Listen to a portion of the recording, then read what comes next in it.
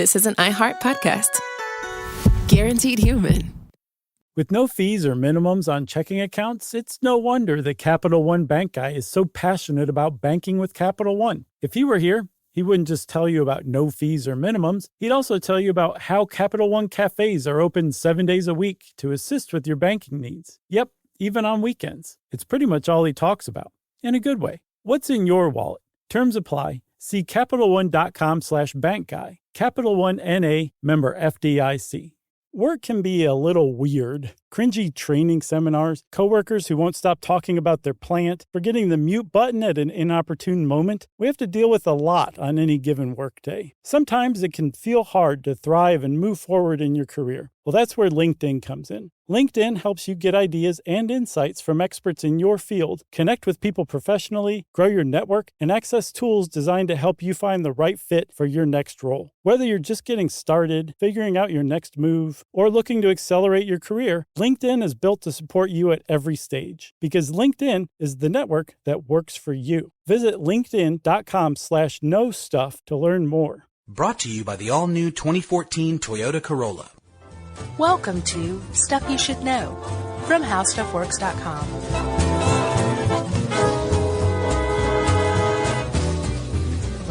Hey, and welcome to the podcast. I'm Josh Clark. There's Charles W. Chuck Bryant, and Jerry's over there, so it's Stuff You Should Know. Okay.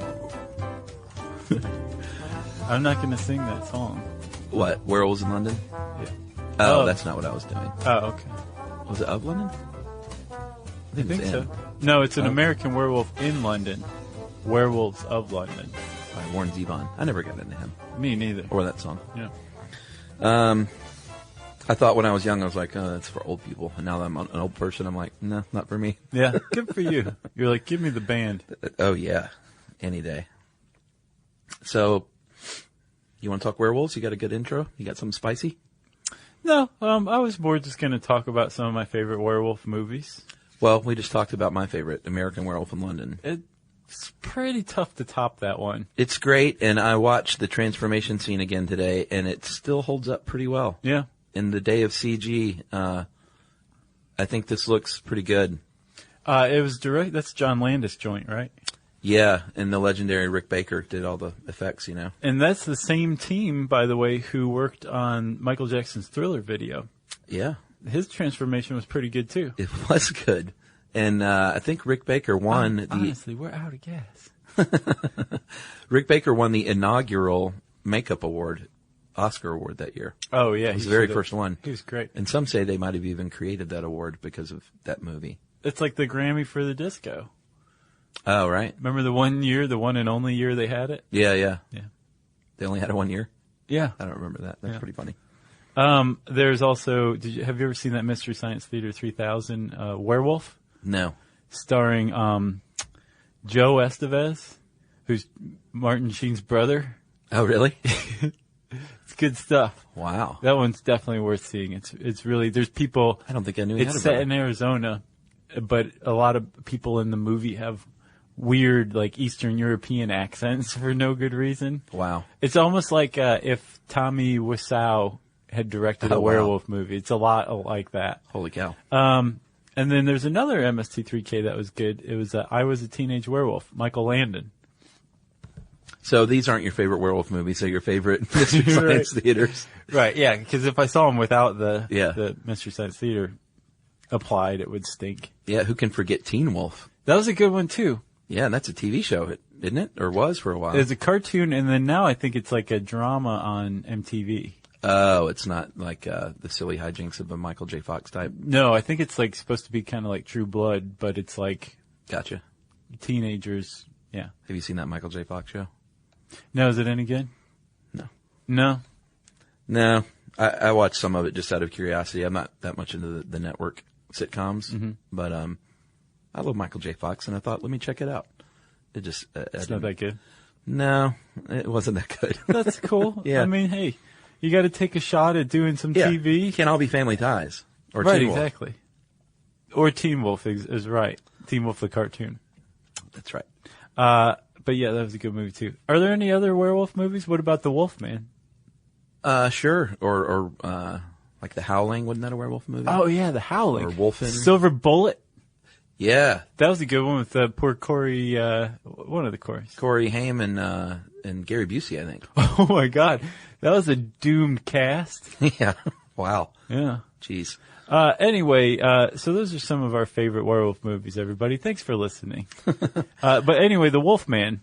Not the Jack Nicholson version, the classic old version. Right. Yeah.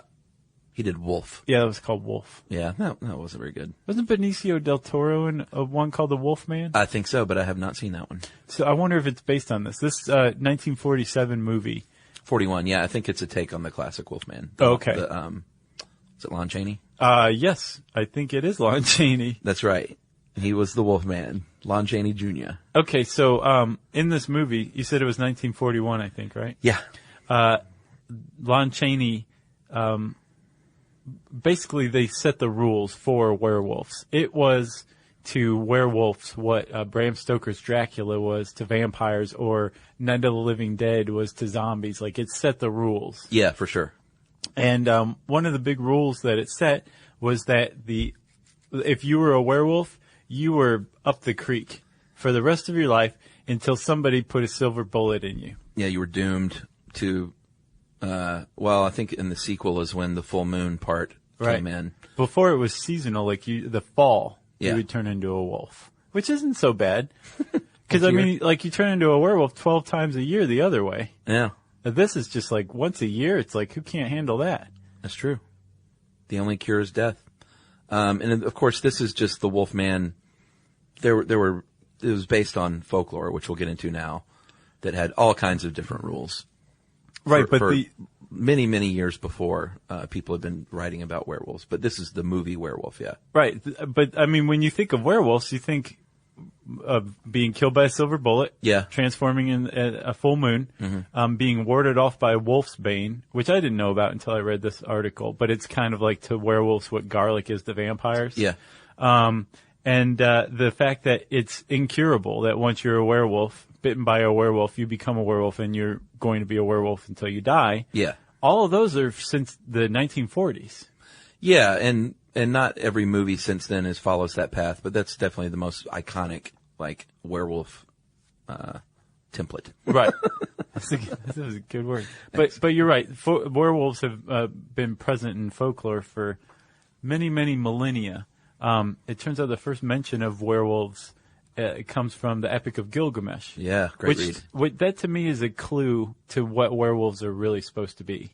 But in Gilgamesh, the goddess Ishtar, who doomed Warren Beatty and Dustin Hoffman, originally is trying to get with Gilgamesh, and Gilgamesh is like, hey lady, I've heard about your past with other guys. You turned one of them into a wolf. Yeah. And just to make matters worse, in an ironic twist, the guy was a shepherd.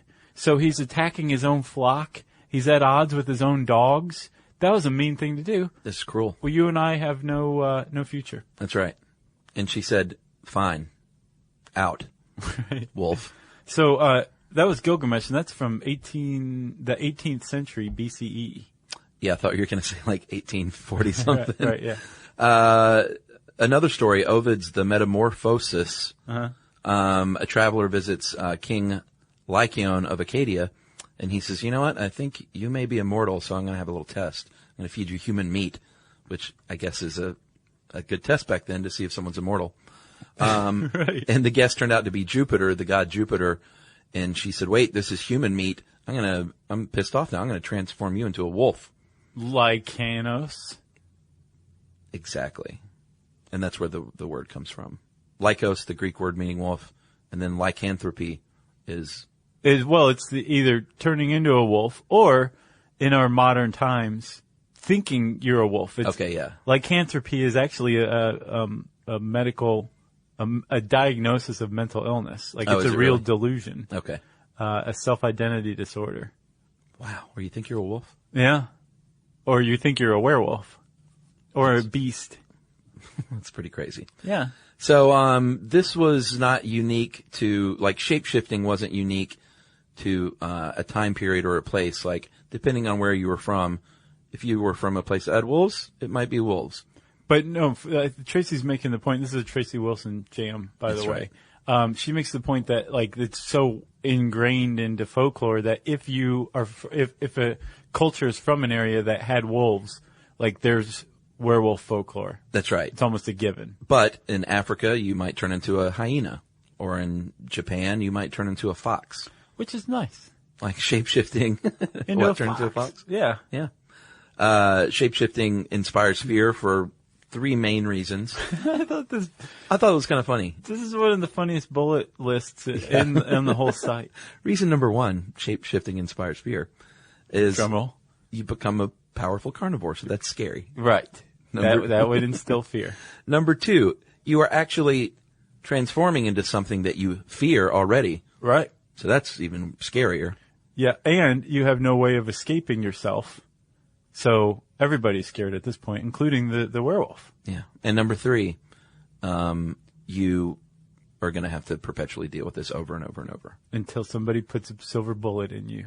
So those are the 3 reasons that shape-shifting inspires fear. I thought that was so weird. Like everybody, like that's reason enough to go onto the site and look at this article. Yeah. Just check out this bullet list. Agreed. It's not even bulleted, it's numbered. Yeah. That's some quality work.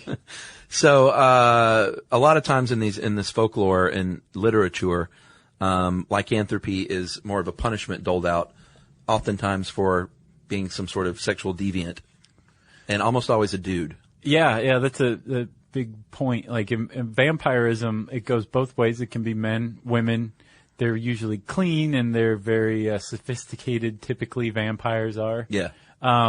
At least from Bram Stoker onward. Sure. But with werewolves, it's very much supposed to be a like the epitome of masculinity gone feral. Yeah, brutish. Yeah, violent, hairy. Yeah. Muscular, strong. Sound like a want ad.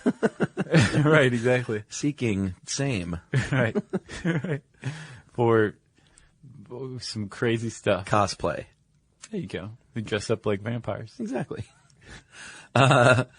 So when it's a punishment, it varies. Sometimes it's a permanent thing. You're transformed into a wolf forever. Sometimes it's a number of years, usually 7 or 9, that comes into play over and over again. Yeah, and Tracy's making a good point here. Like there are distinctions among like our modern understanding of werewolves and the folklore, which was, like it wasn't always a punishment. Sometimes it was a positive thing, as we'll see. Yeah. It wasn't always permanent. Sometimes it just lasted for a very brief time. Yeah. But there are folklore. There is folklore. What's plural of folklore? There are folklores. I don't know. Huh.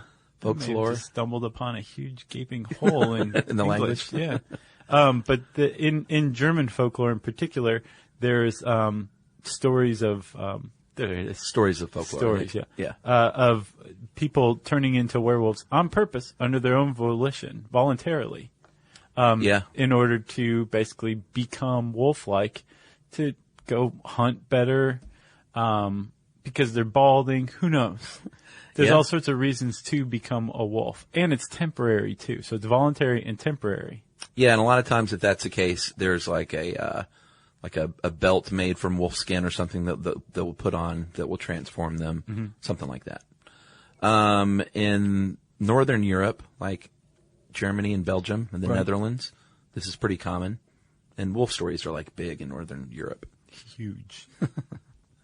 Well, remember our Vikings episode? Yeah, the berserkers. Yeah, so they would put on bear skins, eat mushrooms, and then just go crazy Party. in battle. Yeah, they were berserk. They went berserk. There's an Icelandic tradition also of a type of warrior who would put on wolf skins and think he was transformed into a wolf and would fight viciously like that too. Again, probably on mushrooms. Right. Wolf versus bear? Yeah, on versus mushrooms. Yeah. That sounds crazy. Mushrooms win. No, mushrooms like the ref. Oh, okay. Like, fight. Yeah, that's the equalizer. I guess so. In some of these tales, clothing has a lot to do with it. Like some of them you have to remove your clothes in in order to become a werewolf. Yeah, are you seeing like the dichotomy here? Like in some you have to put on a wolf pelt to become a werewolf, and some you have to take your human clothes off. Yeah. And do you remember I was saying, like, I feel like the Epic of Gilgamesh is a clue to what werewolves represent? So, you know, the Epic of Gilgamesh we've talked before is like, it was written at a time when civilization is emerging. Yeah, yeah. And so, like, the whole thing of Gilgamesh is basically like, hey, everybody get on board with society. Right. And we'll live in cities and be civilized. And if not, then you're a wild man. Yeah. I think that's the same thing with werewolf lore. Like, if you were, if you acted outside of society's prescribed norms, you would go so far that you would become an actual beast. Right. And you would be cursed in this way. And it was basically like a cautionary tale. Yeah. Or it was also a way to kind of take a dig at a miscreant. Somebody who wasn't living up to society, like, you're nothing but a werewolf, you're a beast. Yeah, yeah. Get it together, man. It became kind of a catchphrase in certain societies. Sure. Not a catchphrase, but like you said, something you would call a bad person. But I think that's what the metaphor of the werewolf is supposed to be. Yeah. Although Tracy goes to great lengths to point out just how sexually based it is. Yeah, like it also ties into puberty and menstruation. Mm-hmm. I never really considered that. Yeah. So we were talking about the clothing having a lot to do with it. Sometimes, of course, you would turn into the werewolf and you would wake up naked and have to put your clothes back on. Sometimes you have to take your clothes off to become the werewolf. Yeah, yeah. That's another indication that you're leaving society. Yeah. You're taking off your clothes and becoming wild. Do you see, am I making my point? Yeah. Okay. Cause I feel like I'm all over the place. No, today. no, you're making your point. Okay. In one tale, a man removed his clothes, peed in a circle around them, and caused the clothes to turn into stone, meaning no one could take the clothes anywhere. And when he got back and turned back into a person, he would have his clothes there. But it didn't say, and I didn't find the tale, how he turned the stone clothes back into cloth. Yeah, maybe it happened after the transformation or something. Or maybe he had to poop on them. No, to transform back into a human, he had to put his clothes back on.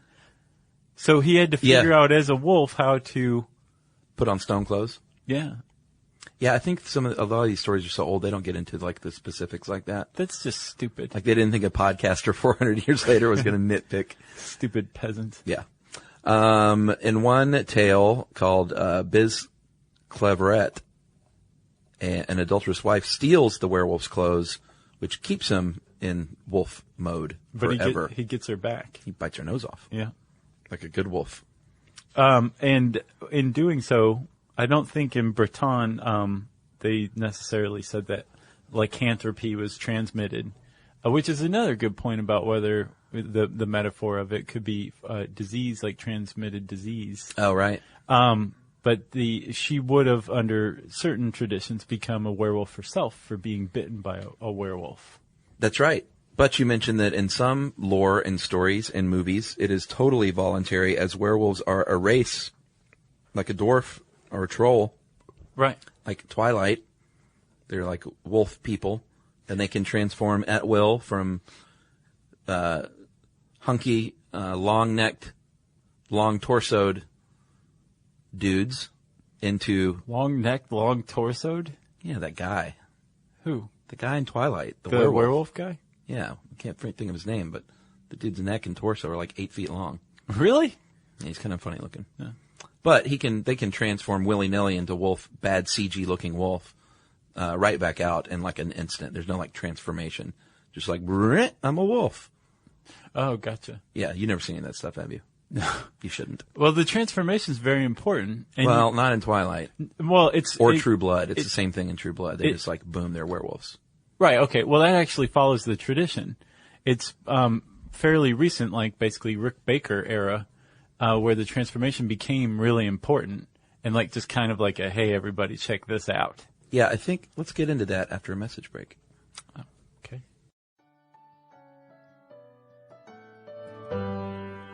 Stuff you should know. If you're always on the lookout for a great audiobook, or you just want help figuring out what to listen to next, there's a podcast you should know about. It's called Earsay, the Audible and iHeart Audiobook Club, and it's hosted by Cal Penn. That's right. Each episode takes a closer look at some of the most talked about new audiobooks on Audible, spanning a wide range of genres, from sci-fi and literary fiction to rom-coms, thrillers, and comedy. Yeah, Cal is joined by guests who dig into what these stories are about, what makes them stand out as audiobooks, and why they're connecting with listeners right now. So if you're looking for your next listen, this is a great place to start. Listen to Earsay, the Audible and iHeart Audiobook Club on the iHeartRadio app, Apple Podcasts, or wherever you get your podcasts.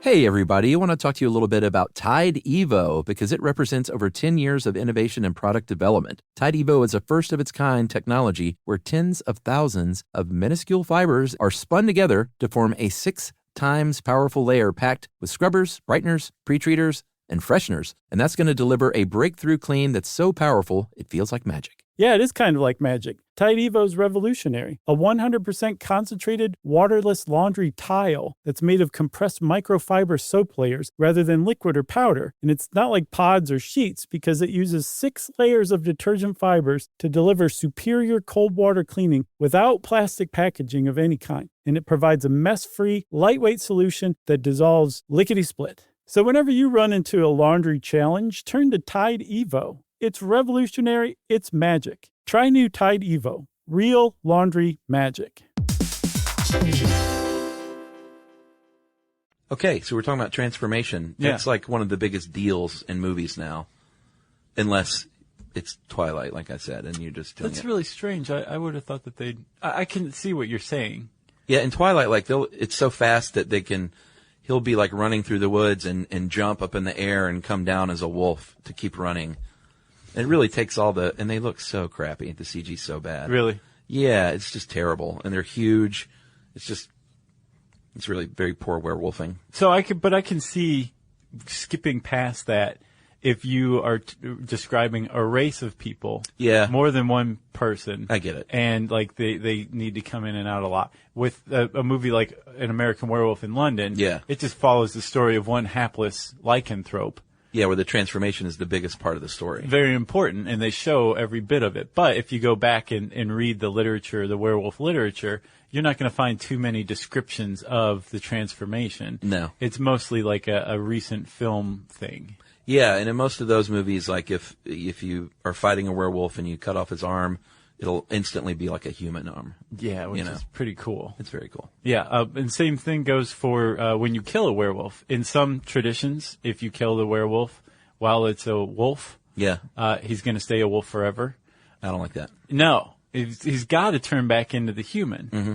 And I think it was it was part of the lore in American Werewolf in London. Like, doesn't he get hurt? And like, that's how somebody knows he's the werewolf, because he sustained an injury as a wolf, and now he's wearing that injury as a person again.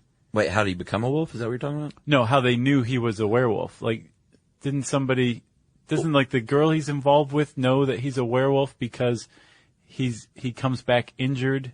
Like, doesn't he get his eye stabbed out or something? No, I think he and Griffin Dunn go off into the moors after being in a pub and get attacked by a werewolf. Right. Griffin Dunn dies. Uh-huh. He goes to the hospital. Right. And I think the nurse becomes his girlfriend. Okay, so later on, somebody stabs the werewolf in the eye, and when he becomes a man again, his eye is missing. I don't remember that stabbed part. out. I think either that or I'm just completely making this up, but I feel like I can see it. Well, if it's not that movie, it's another similar one. Right, but the I can point see is, that. if you sustain an injury as a werewolf, in most traditions, especially modern werewolf lore, Yeah. you will have that same injury as a person when Gotcha. you transform back. Yeah. I see what you mean. I couldn't remember, too, until I rewatched it today, how it's like, how did he get out of his clothes? Because I don't remember busting out of the clothes. He looks up at the window and sees the full moon and just gets up and starts screaming and rips his shirt off and takes his pants off. Does he? Yeah, I and don't he's just remember that naked, either. and that's where he starts the transformation, once Yeah. he's like naked in his apartment. That was a really good movie. Yeah, I enjoyed it. Funny, and apparently the studio executives had a big problem with it, because they were like, it was genre bending. They were like, wait, this is funny, but it's horror. Like, we don't get it. Oh, good. It's not funny enough, and it's not scary enough, and it ended up being a big hit. I didn't see the other one, though, the American Werewolf in Paris. I didn't either. Isn't it like It had nothing Ethan to do Hawke with and Julie Delpy? No, that's Before Sunrise. Oh yeah. But Julie Delpy was in it, I think. Okay, that's why I'm thinking that. Yeah, but no Ethan Hawke. So Chuck, there's been, remember the witchcraft trials that were so famous over here in Salem, Mass, and the other colonies? Yeah. So there were actually, there were witchcraft trials and witch hunts in Europe before then and at the same time, but there was also werewolf hunts. Yeah, I never knew this. Makes total sense, though. So apparently between 1520 and 1630, there were 30,000 recorded cases of werewolves. Reported werewolves, people executed for being werewolves. And some of these things were not just neighbor, turning in neighbor so neighbor A can get neighbor B's land or wife or children or whatever. Right. There were some cases of people who were executed because they were self-confessed werewolves. Specifically, there's this guy named Gilles Garnier. Yeah, what's his story? He was a kind of a hermit. He and his wife lived out in the woods. Like, you had to kind of walk through a lot of woods to get to their place. Yeah. In a village in France. I can't remember where exactly, but Gilles fancied himself a werewolf. He thought he really was a werewolf, and he was attacking children, like tearing them to pieces with his hands and teeth, and then eating them. And, like, he would eat them on the spot and would apparently get pretty far. Just as a human, he wouldn't, like, dress up? No, but he thought he was transforming. And Okay. so finally he was like, caught no, in the act you're just once. a dude. Right. Well, he was caught in the act once by some people who confirmed that he wasn't a werewolf. He was in the form of a man, but he was still acting like a werewolf. Right. So they figured out that he wasn't really a werewolf. But the fact was he still ate a bunch of children that he'd killed and torn to pieces. So he was burned alive at the stake. For just being a murderous goon. Exactly. But another guy who was named Jean Grenier, a few years later, he was actually holed up in a monastery for the same crime. But they found him insane. Yeah, these were just cannibals. Right, but they thought they were werewolves. Sure. And there's a bit of a attendant lore to the whole thing. A lot of these cases are thought to be the result of hallucinogens. Yeah. Specifically datura, which has been shown to make people think that they are animals, even today. Ergot, same thing. Yeah, that's one. And they think that that's a fungus that can make you hallucinate. And they think that had something to do with the Salem witch trials, too. Basically, people were just messed up on drugs. Yeah. What else? Hypertrichosis is another strange disorder that people might have thought made you. He's pointing out that guy. Yeah. Yeah, it's pretty sad. It's everyone has seen that. They call it like the wolf man syndrome, where hair grows all over your face. That and body. dude does not look sad. He looks suave. He does look pretty suave, doesn't he? Yeah, his family actually he's one of 19 people on the planet to be affected by a condition called congenital generalized hypertrichosis. And they're all in the same family, right? Right. In Mexico. Yeah. And just his family has this condition. He does look suave, though. Mm-hmm. He wears it well. Right. Rabies is another reason. If you're bitten by something, you might go a little nutty in the advanced stages, hallucinating things, plus being agitated. Yeah, and if you think about it, if you're just a bystander peasant in 16th century France, and you see somebody get bit by a wolf, and then later on that person starts acting kind of wolf-like because they're rabid and you don't know what rabies is. Boom. There's your werewolf outbreak. Yeah. Wolf hybrids, wolves and dogs, commingling and having the sex and making, you can get those, as pets. Wolf dog hybrids. Yeah. But it's the same kind of deal. They attack people in villages and they think, we're under attack by werewolves. Yeah, there's this really cool Atlas Obscura article about the beast of Gévaudan. So Gevaudan. And it's about like these wolf attacks, but they're like supernatural wolves, and they won't go away. And all these villagers kept being killed by wolves. And it was the last one was actually killed by a girl, a little shepherdess, wow, who stabbed this charging beast in the chest, and finally ended this like century of wolf attacks. But it's worth reading for sure. So let's take another little second for a message break. Stuff you should know. If you're always on the lookout for a great audiobook, or you just want help figuring out what to listen to next, there's a podcast you should know about. It's called Earsay, the Audible and iHeart Audiobook Club, and it's hosted by Cal Penn. That's right. Each episode takes a closer look at some of the most talked about new audiobooks on Audible, spanning a wide range of genres, from sci-fi and literary fiction to rom-coms, thrillers, and comedy. Yeah, Cal is joined by guests who dig into what these stories are about, what makes them stand out as audiobooks, and why they're connecting with listeners right now. So if you're looking for your next listen, this is a great place to start. Listen to Earsay, the Audible and iHeart Audiobook Club on the iHeartRadio app, Apple Podcasts, or wherever you get your podcasts.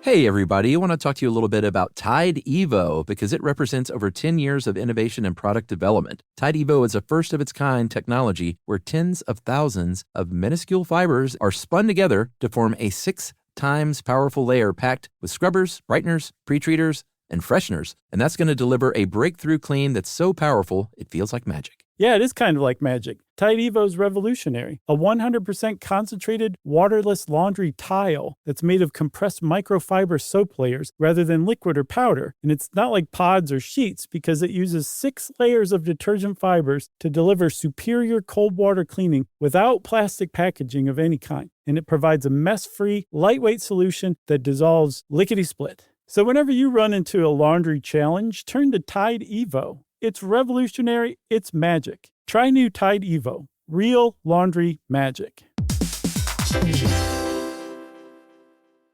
All right, so moving on. As recently as the 1930s in Africa and what's now Ghana, there was belief widespread that people could turn into hyenas. Mm-hmm. So this isn't like hundreds of years ago. And as recently as the 80s, this practice in the Iberian Peninsula,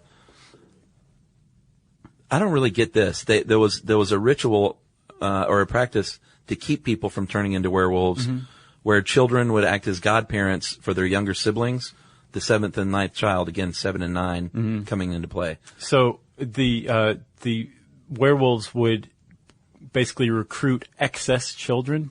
So like if a family had too many children, gotcha, then the werewolves would come after those kids. So the older siblings would be like, okay, well, you're my kid. I'm your godparent now. So they would do that up until the 1980s. Yeah. So on paper, it shaves off the number of kids that a family technically has, at least as far as werewolves are concerned. But That's they crazy. were doing this until the 80s. That's weird. Yeah. And I don't think we mentioned not all werewolves are bad in literature and books and films. A lot of them have compassion from the audience because, they're kind of saddled with this thing now that they have to deal with. It's a struggle between your higher and lower self, your primitive and your citified self. But we have to mention in the Harry Potter series, Remus Lupin is benevolent. And, of course, Buffy the Vampire Slayer, Oz, he learned to control his werewolfing so he could be a good guy and win Willow back. Yeah. Did you watch that, Buffy? No, not really. It was pretty good. Yeah. I'm not going to say it was the greatest thing ever, like some people do, but some people are crazy for that. Oh, yeah, it was huge. Yeah. But, yeah, to each his own. Agreed. Let's see, you got anything else? I got nothing else. Werewolves. Yeah. That was a good one. Next full moon. Watch out. Yeah. Seriously. I haven't even thought that, and I can't remember the last time I looked at a full moon and thought werewolves. Yeah. It's been a long time. Well, they haven't had any really good movie. Like the Benicio del Toro movie wasn't very good. Jack Nicholson movie wasn't good. Yeah. It's been a while since they've made a really good werewolf movie. Early 1980s, I would say. Yeah, 1981. Well, if you want to learn more about werewolves, again, seeing this really interesting bullet list, you can type werewolf into the search bar at howstuffworks.com and it will bring up this article. And since I said search bar, it means it's time for listener mail. I am going to call this Guide Dog Feedback from Kate. Okay. Hey, dudes, I've listened to you for ages, but never really had anything worth writing about until the Guide Dogs episode. Way back in the day, around 2000, my 5th grade teacher, Mrs. McKernan, managed to convince our public school system to train a guide dog in our classroom. Her name was Keric, that is K-E-R-I-C, and she was this adorable little black lab. Mrs. McKernan would bring her to class every day and took her home every night, and in the meantime, Keric was not only trained on basic commands by the teacher, but by all of the students as well. Yeah, pretty neat. That's a lot of input for that dog. I know. Well, Keric didn't make it. Keric went with our classroom everywhere, including a few field trips, and she got her own school photo for the yearbook that year. That's pretty cute. I would have put her on the cover. Needless to say, we all bawled when she was sent off to finish her training. Sadly, she was one of the dogs that did not pass final training. Maybe it had something to do with the 30 kids giving her instructions. No, this is how you sit down. No, you sit down like this. No, I should mention, I didn't read this part, but she did say that they got pamphlets on, like, everyone being consistent. Right. Okay. I was just kidding. Yeah, I know. You know how I put in with, listener mail. Sure. It's how I share. But in Keric's defense, she was disqualified under a really hard test for any dog. She had to sit next to a wheelchair while a bucket full of tennis balls were dropped off a balcony. And solve a Rubik's Cube at the same time. That's right. And she could not grab any of them. So that's ridiculous. After that, Mrs. McKernan took her back, though, and officially adopted her and still brought her into new classes occasionally. Recently, Miss McKernan, I have a really hard time saying that word, moved schools and has had Keric qualified under Habit, Human-Animal Bond in Tennessee, as a therapy dog for her new school's students. So she said it was a great experience, and it's worth telling your listeners it never hurts to ask your workplace and see if they can do something like we did. And I guess if you're going to train a guide dog, you want to really get them ready for that test with all the tennis balls. Yes. Man, that's a rough one. That is from Kate. I bet the dog, even ones that do it, are just like... Is there bleeding out of their ears? Yeah. From concentrating so hard. Kate, thank you very much for writing in. We appreciate it. Back in the day of 2000. Jeez. If you want to share a story that makes Chuck and I feel super old, you can tweet to us at SYSK Podcast. You can send us something on Facebook.com/Stuff You Should Know. You can send us an email to stuffpodcast@discovery.com. And as always, check us out at our home on the web, stuffyoushouldknow.com.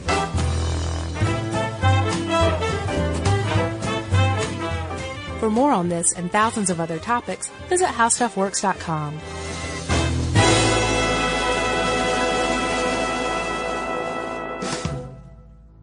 Brought to you by the all-new 2014 Toyota Corolla. Stuff at Sea is a 5-night, adults-only sailing trip that brings the Stuff Podcast universe to life on board. This voyage is a culture-soaked escape where pink sand paradise meets curious minds. Sailing round trip from New York City to Bermuda on October 2nd to 7th, 2026, this voyage drops you straight into the iHeart Podcast Stuff universe. On top of the adults-only experience you already love, you'll get live podcast episode recordings, behind-the-scenes sessions, themed activations, and more unmissable onboard moments. Learn more at virginvoyages.com/stuff. Everyone knows winter is the real mess maker. You don't need WeatherTech floor liners for summer unless you hit the beach and half the beach ends up back in your car, or the campsite dirt ends up in your trunk. Then you'd want a cargo liner, or a road trip goes sideways, lemonade spills, ketchup goes rogue, ice cream drips. Yeah, you'd be pretty happy about those WeatherTech seat protectors. So just to be clear, as the mud you're inevitably going to step in this summer, you don't need WeatherTech unless you plan on doing summer. Visit WeatherTech.com today. This is an iHeart podcast. Guaranteed human.